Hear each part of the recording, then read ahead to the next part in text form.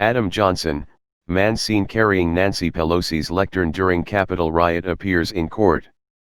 Over 70 people have been charged following the breach of the U.S. Capitol. The man photographed carrying Speaker of the House Nancy Pelosi's lectern appeared virtually in federal court Tuesday, and after being charged on 3 criminal counts found himself to be a little more free than he was last week.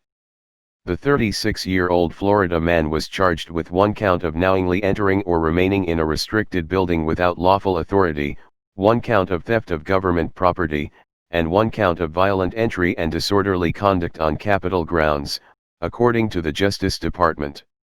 The initial hearing on January 11 for Johnson saw a federal judge grant him release on a $25,000 surety bond, and he was ordered to wear a GPS ankle monitor. Also, he was placed under a local curfew from 9 p.m. to 6 a.m. At Tuesday's legal proceeding, Judge G. Michael Harvey in Washington, D.C. also did not order Johnson held and lifted the monitoring of his movements via the GPS tracker, citing Johnson's limited criminal history. However, he is not allowed to wander freely, with his travel limited to the Middle District of Florida. He is also not allowed to possess any firearms. The father of 5 is scheduled to appear in court again at 11 a.m. on April 19 for a status conference hearing.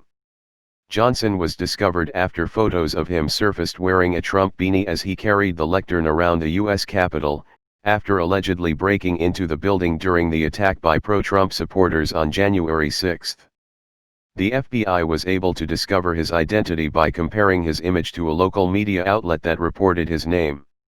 Law enforcement officials also received an anonymous tip by someone who recognized him as they shared a mutual friend, reported Special Agent Michael Jen. More than 70 people have been charged with the storming of the Capitol, reported the New York Times last week, but hundreds are suspected of illegally breaching the building, prompting the FBI to continue to seek the public's assistance. The FBI has warned law enforcement officials that the individual who created and left pipe bombs near the Capitol is still at large. 2 pipe bombs were found on January 6, one outside of the Republican National Committee headquarters and the other outside of the Democratic National Committee headquarters. Security officials are concerned he remains a threat with the presidential inauguration Wednesday.